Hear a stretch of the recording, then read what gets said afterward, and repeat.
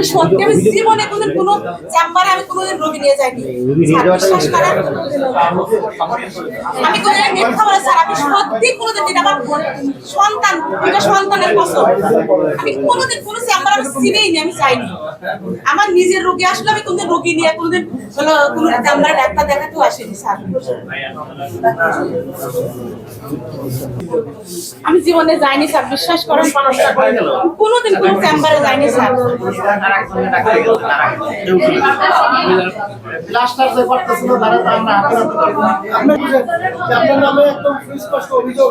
হ্যাঁ স্যার, মিথ্যা বলছে স্যার, যেগুলো স্যার জিজ্ঞেস করেন। আমি না অভিযোগ আমাদের কাছেও আসছে, বেশি কথা বলা করলে কিন্তু ভালো না।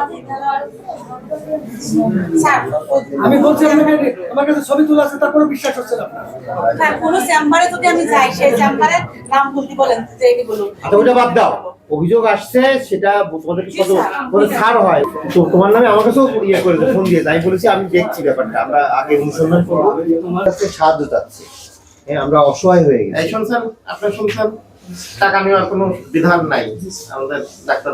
আমরা ওই যে 20 টাকার একটা ইয়ে করে দিছিলাম, এখন যদি আপনারা সেটা বলেন যে নেওয়া যাবে না, আমি আমরা তো বলেছিলাম মানবিক হতে একটা সার্ভিস ওদের 2 নম্বরে ঢুকাই দিলাম, টাকা নিয়ে, এগুলো তো হচ্ছে মানে সুযোগ দিলেই মানুষ সুযোগের অসৎ ব্যবহার করে। 20 টাকা যে সিদ্ধান্ত থাকে, কিন্তু ওই